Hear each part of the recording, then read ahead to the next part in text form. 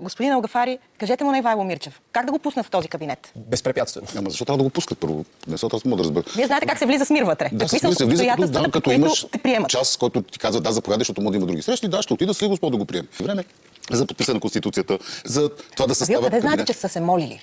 Защото ги има подписите. Може той да им се е молил. Дайте да ви се помоля да се подпише заедно с Само, че в вас. случая е точно обратно, защото на него ходеха му се молят, защото...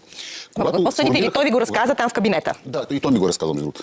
Да, защото когато се уточним сформира наистина, кабинета откъде на знаете? господин Денков, когато се съставяше кабинета, със сигурност всички го твърдяха от ППДБ, че там няма да има пръст господин Пеевски. Ще някой да го нападне. Автентичен ли е призива на господин Пеевски, не на омразата? Да. Как стои този призив в устата на човек, който казва изчезвай обаче не на омразата, нали?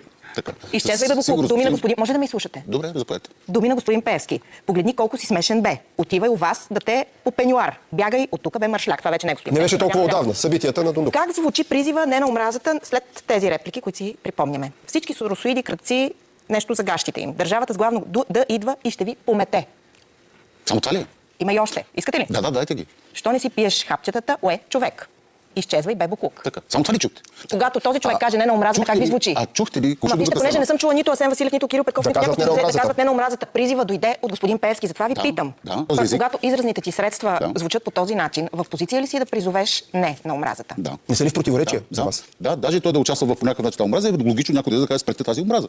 Добре, защото това прасе на площада го свързвахте с господин Пеевски, излезе пък тогава Станислав Анастасов, рисува по прасето. Защото от продължение на много време по този начин го приличават и то се опитват всякакъв начин да обидат господин Пеевски по този начин. И защо беше изкарано това? Кой обиди? Със сигурност се е случило. Как го знаете, че се е случило? Моля? Подкрепено с какви факти, господин ДПС, когато са отчаяни, винаги вадят етническата карта. Момент, това е много важно, защото е много опасно. Защо го казвате? Защото господин Пеевски го казва, защото го е чувал. Щом го е казвал господин Пеевски, значи е вярно. Го е чувал. Къде го е чувал? Кой е автор? Представа, питайте го него, защото питате мене за това нещо. Защото вие казвате, вие удостоверявате, че е вярно, господин Не, казвам, че това е причината, която господин Пеевски я изкара. Само, че питайте го него, защо питате мене? За съжаление, човека, който призва към ненасилие, не гостува в телевизионни студия. Ние не спираме да го каним. Да, защото той не е свикнал да ходи по такива мероприятия.